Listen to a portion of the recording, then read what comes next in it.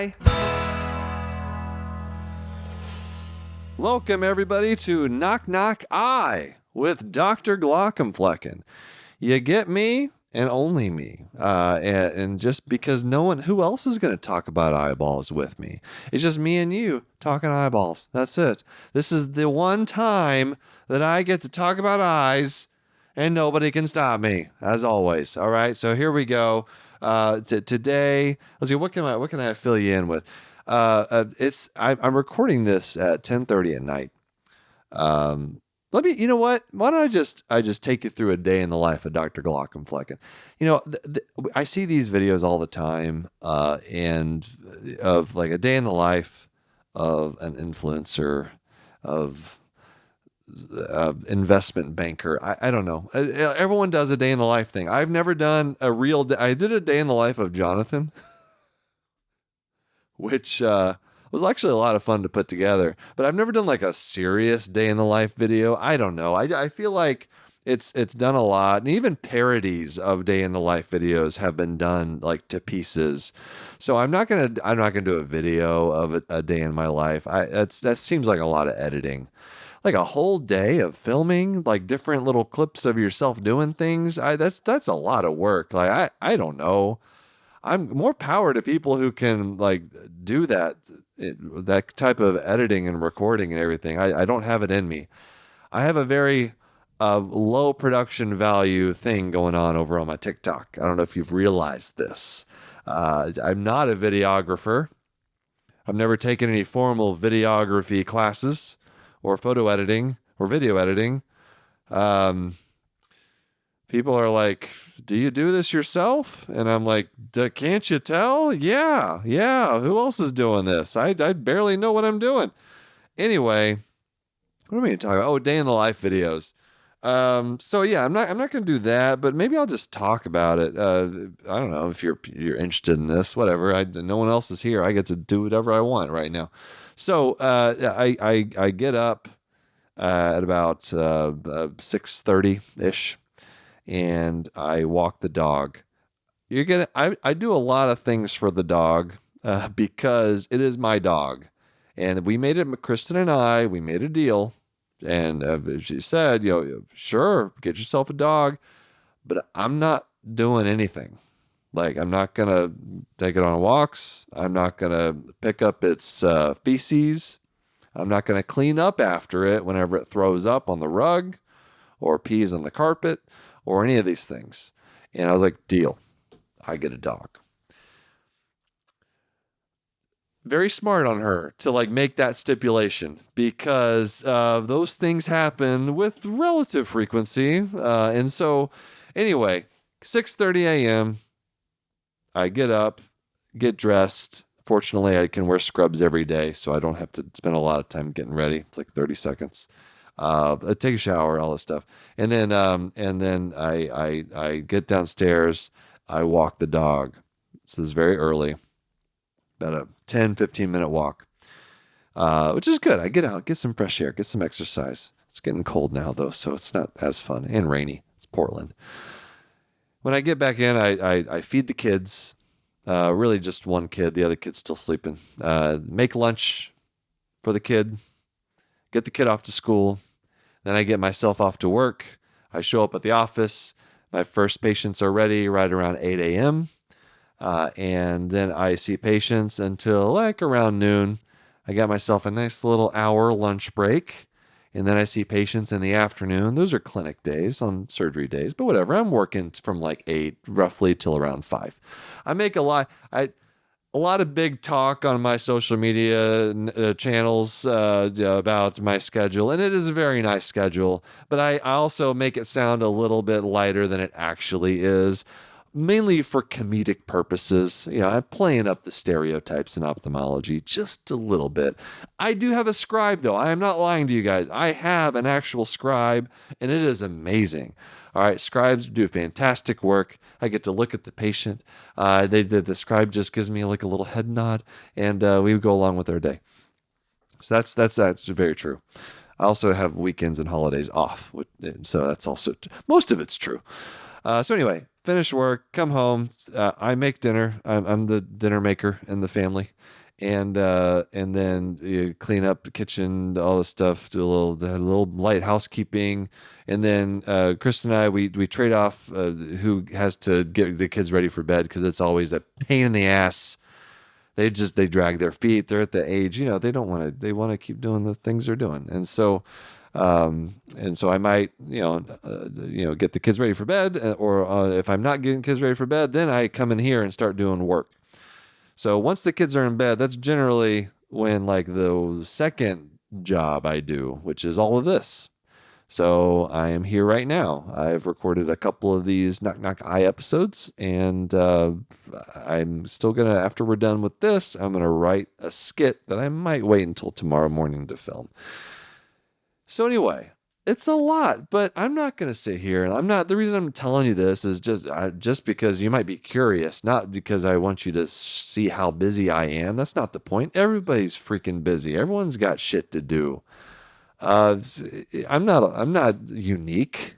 I just have a weird thing that I do. That's all. I mean, there's people in the hospital that work freaking 18-hour, 24-hour days, which seems impossible. I don't know how they do it, but they do it. So, to all of you with a busy schedule, I see you, I hear you, and you probably have a busier schedule than me, but you find time to do things that you like. And I like to do the Glaucomflecken stuff. That's why I wouldn't stay up till 11, 12 o'clock at night if I didn't enjoy it. Like right now, I just love hearing the sound of my own voice. Who doesn't? I actually hate the sound of my own voice, but I've gotten used to it because I make so much content.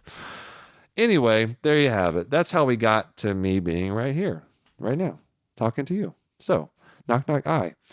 Today, we're doing something a little bit different. I'm just going to talk about one thing very aggressively. I'm going to talk about eye drops. It's time. We need to have a conversation about eye drops. It's like there's a Charles Barkley meme out there in sports Twitter. We need to have a conversation where Charles Barkley saying we need to have a conversation about something. Well, today it's about eye drops. There was something in the news. Again, eye drops were in the news. And it's never for a good reason. This time there was an FDA recall of 27 different eye drops. 27 because of concerns about contamination. This was, I'll list off the names of these things. CVS Health drops. These are all, by the way, generic drops. All right, none of these are brand name drops. CVS Health had a few drops. Leader, which is Cardinal Health. Rugby, never heard of these, which is also Cardinal Health. Rite Aid brand drops. Rite Aid, so I guess the Rite Aid is a brand, but you go to Rite Aid, you get the drops that are made by Rite Aid. Those are what I'm calling generics.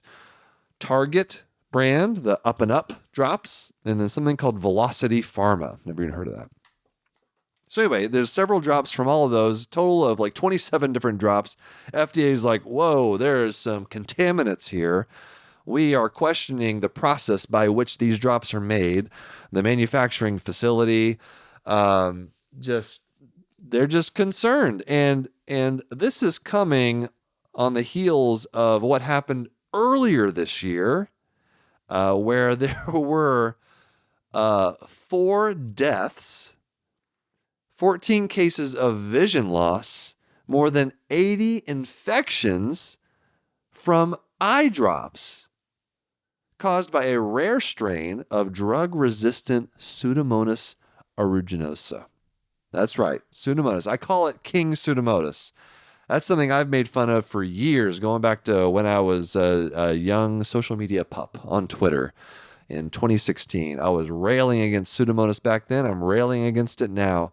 King Pseudomonas. I actually, at one point, those of you who are like Glaucomflecken lifers, I made I should bring this back actually, a whole family tree of horrifying eye infections, and it's got all these little little cartoon characters and stuff. That's kind of cute. Anyway, so King Pseudomonas was at the top because that is a terrifying a terrifying pathogen. We see it in corneal infections. You can get what's called endophthalmitis, which is a pants patient diagnosis. If you don't recall, pants patients, I get the call. It makes me put on my pants and come in to see the patient. So King Pseudomonas infections are big deal. And so back in the beginning of 2023, there were these reports of these patients that were getting eye infections, and then the bacteria, the Pseudomonas, was getting into the bloodstream and then causing deaths. Like that's the one of the things you don't think you're ever going to die from is putting eye drops in your eye. It's terrifying. Like it's awful, and it was big news. And so now I think the FDA is just like really, really just there's a lot of oversight right now about the eye drop manufacturing process in this country, or wherever these drops are being made. And so they're very being very diligent. And if there's any concern about contamination, they're just rounding up all these drops and getting a recall going, which I definitely appreciate. But that leads to the question, well, what eye drops are safe? Like what can we trust? And we're like, I mean, deaths. So how did these people die? Well, every time you put an eye drop in your eye, some of it gets absorbed into your systemic circulation. The eye is a mucous membrane, just like anything else, just like your mouth and your genitals. And, so you have mucosa that can absorb things, and then your blood vessels are right there. It gets into the bloodstream. Now, it's not very much for an eye drop, but enough. And so how can you avoid this? What drops can you trust?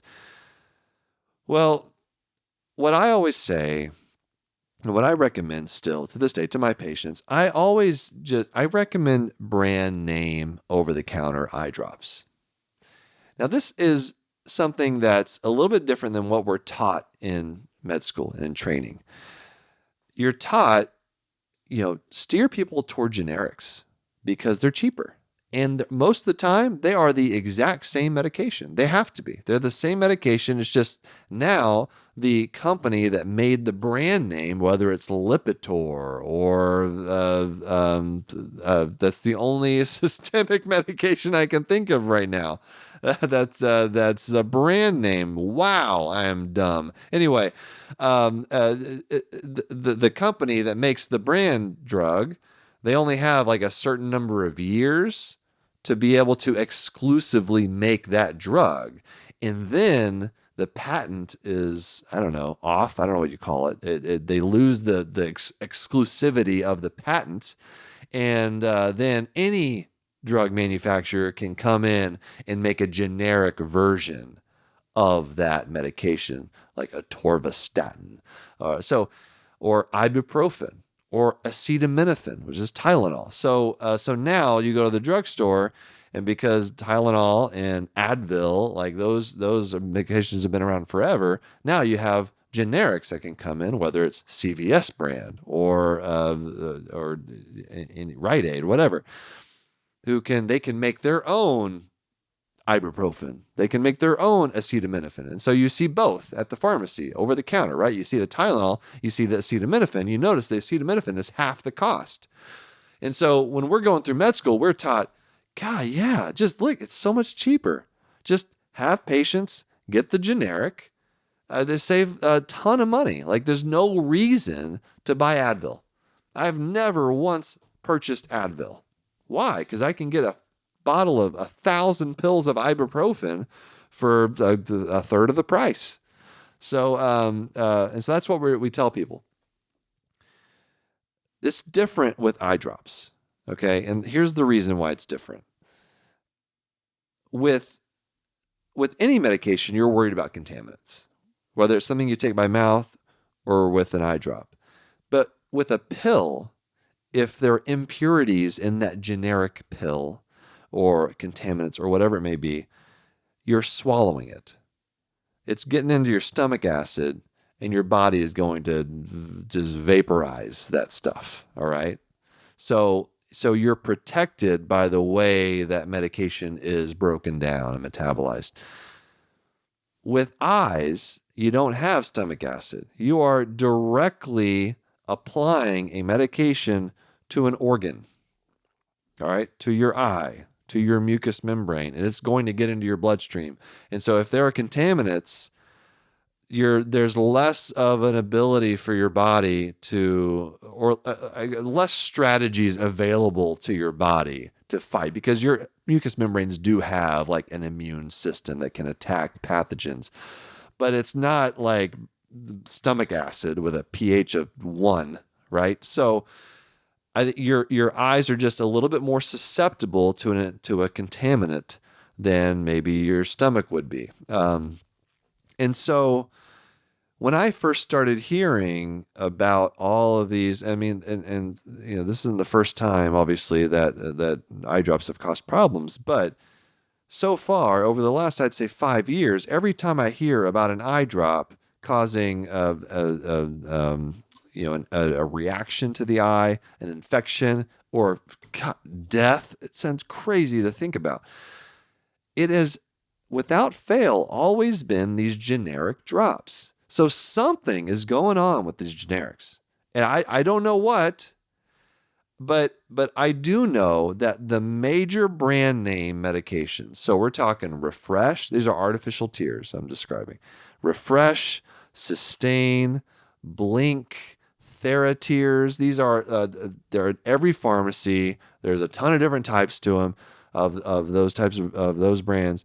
But I haven't seen anything with those big brands, okay? It's always with these generics. Now, I talked briefly about this on Twitter the other day, and I got some replies from some pharmacists who there was a good point. They said, actually, the manufacturer that all these drops come from, sometimes it's the same one. The same ones that make Sustain might make a generic, right? Same manufacturer. So I don't know. I will say I don't know. I haven't memorized like where all the drops are coming from, which manufacturers are making what. I just know, and it doesn't seem like a coincidence that the only drops we're seeing problems with are generics. Like there's got to be something there. And so whether it's accurate to say or not, I'm going to go with what I know works and what I feel is the safest option, because people need artificial tears. And so I try to tell people to use preservative-free drops if you can afford it. If you can't, it's okay. All right, preservatives are fine, but you can't have reaction, like allergic reactions to those. Preservative-free drops are always going to be kind of the best type of drop. So brand name preservative-free is going to be great. But if not, just try to stick with Refresh, Sustain, Blink, TheraTears. They're more expensive, yes, but I don't know. Now with everything that's happened in the last couple of years with all these generic drops, all of a sudden causing infections, I feel better. I feel better about those brands that have not let me down yet. Now, is there like a high chance you're going to have an infection or die from using a generic eye drop? No. Like, this is incredibly rare that this would happen, right? It's there. Think about just how many people use eye drops out there. So you're most likely, like 99.9% of the time, you're going to be just fine with a generic eye drop. Okay. So if that's all you can afford, it's fine. All right. I'm just telling you what I view as the safest option, given everything that we've seen, especially recently with the latest FDA roundup of contaminated eye drops, all being generics. So those are the artificial tear side of things. It's crazy, man. Let's take a quick break. We'll be right back. We'll talk about some more eye drops. All right, just a few more things. Now I'll just like kind of tell you what I like. The drops I like. How about that? You want to hear the drops that I'm at the pharmacy and I'm kind of an eye drop nerd. Like I can say that because I'm an ophthalmologist, and I will go. I'll like be at the pharmacy and I'll be like, oh, I need to check out, see what the latest offerings are. What's going on? What is Sustain putting out there these days? How about Alcon? Do we have a new allergy drop? Yeah, I just go to browse, not to buy, but to like I'm just curious. I love the little bottles. They got the designs on them. There's so many different options, which is ridiculous, but they're there. And they have funny names sometimes. Oh, anyway, everybody's like, I'm sure everybody has that look on your face when you're talking to someone they're not quite right, and it's just kind of like horrified. Like, this guy really loves eye drops. This whole episode's about eye drops. Yes, it is, but it's because it's important. So anyway, we've talked about artificial tears. I told you the brands I like. There's also nighttime formulations of drops. If you are waking up in the morning and your eyes are really dry, like it's like sandpaper, your eyelids, or you have sleep apnea, you use a CPAP machine and you're waking up, your eyes are super dry, they're kind of a little crusty, they just feel kind of like raw. Get yourself some over-the-counter nighttime gel. Every pharmacy has them. All the major brands, they have like a thicker option. Gel, Sustain nighttime, Refresh Me. By the way, I don't have any financial interest in any of these drops. All right. They should pay me. My God, I'm doing so much PR for them over the years, but no, I do not have any brand deals with any eye drop company. Okay. So just so you know. So yeah, nighttime formulations. The other thing I get asked about a lot is allergy drops. So there's not really that many. There's not any good like prescription allergy drops now. We used to have to prescribe Patanol, but now that's over the counter. So you can get Patanol, Pataday, Zatador. These are all antihistamine drops. They're really good. Patanol, I think, is probably the best one. That's the one I like the most. Olopatadine is the active ingredient there. So Patanol for allergies. What else? People ask, I've talked ad nauseum about Visine. Obviously, stay away. Visine is the other drop that you can use to kill a person. Did you know that? I'm not in the habit of like recording myself like teaching you how to kill someone. So please do not do this. All right. But Visine, the active ingredient is a vasoconstrictor and it can cause heart attacks. Like there have been news stories of people killing their spouses with Visine. That's terrible. Like don't drink Visine. All right. I don't know why you would ever do that, but for this main reason, because that tells you right there, like, do you want to put something in your eye that can also be used to kill a person? Don't do it. Don't use Visine. All right. Just stay away from it. Same with Clear Eyes. Same with Rodo. I know people love Rodo. It's like a menthol. It's like it's this cooling sensation on the eye. That's what it feels like when your eyeball dies a little bit. Did you know that? That's not true. But the point is, they're not good for you. There's just use regular artificial tears. All right. You don't need, unless you're a teenager trying to hide your pot smoking habits from your parents, you don't need Visine. Right? That's the only indication that I'll accept Visine use. A couple more things. All right. It's time for the don't do that eyeball tip of the week. Ready? Don't do that eyeball tip of the week. Don't use homeopathic eye drops. All right, there's one in particular. It's called Similacin. All right, you've probably seen it. It's at every pharmacy. They are homeopathic drops.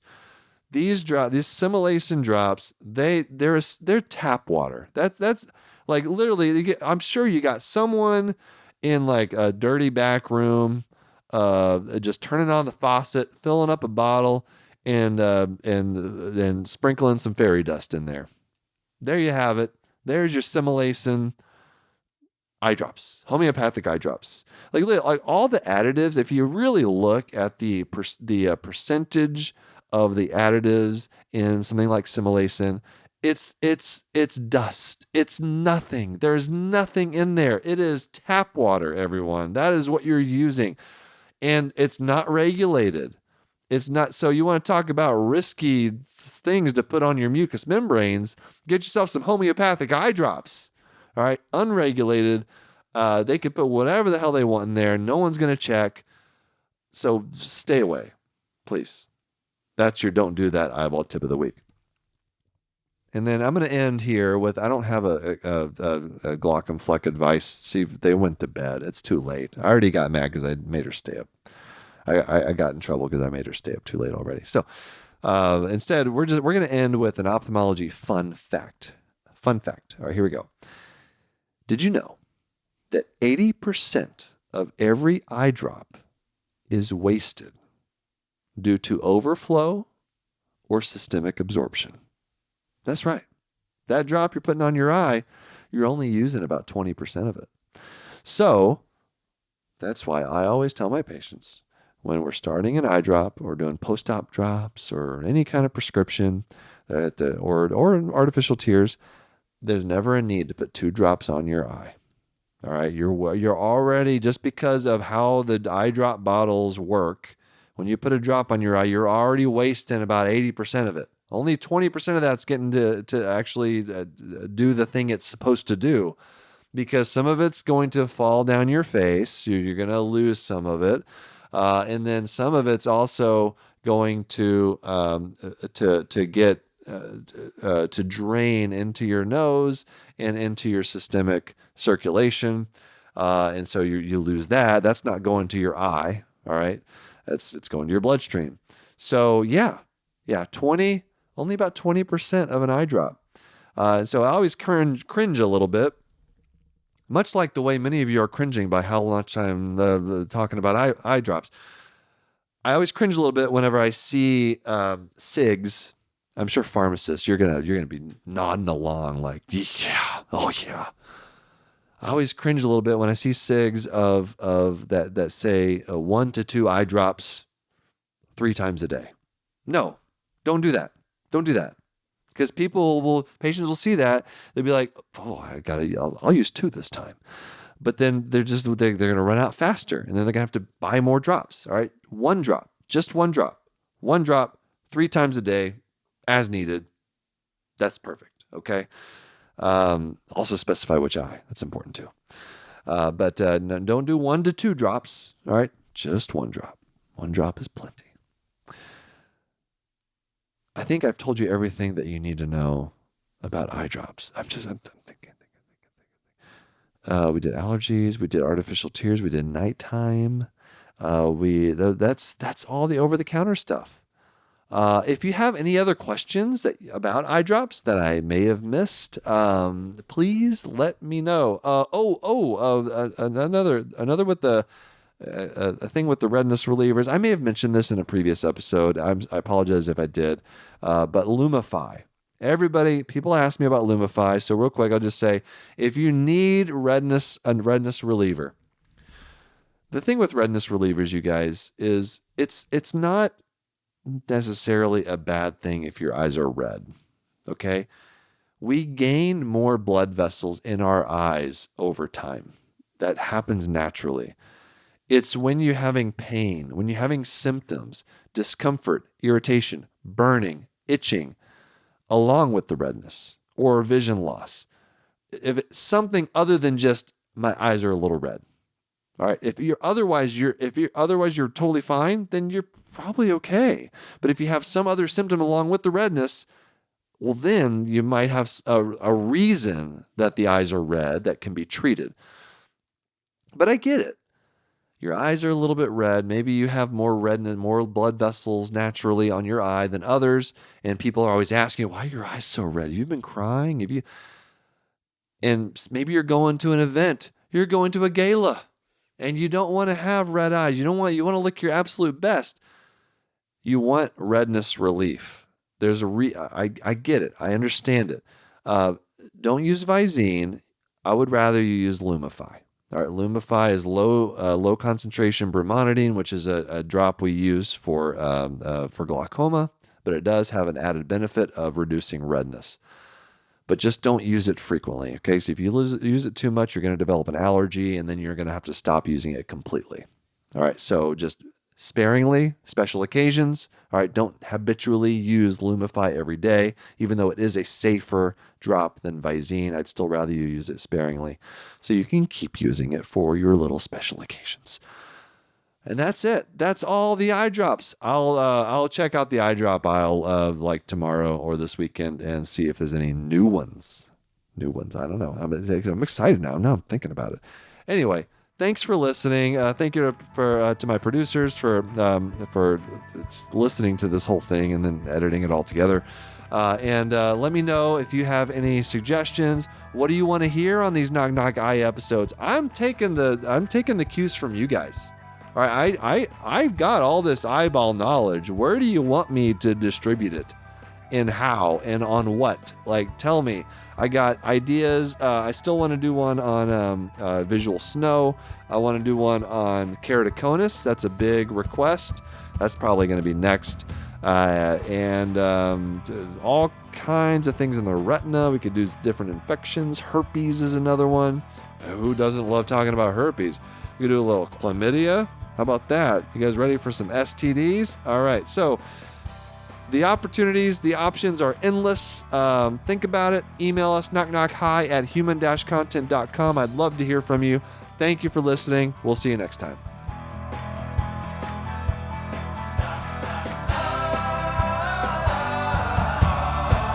Knock, knock, goodbye.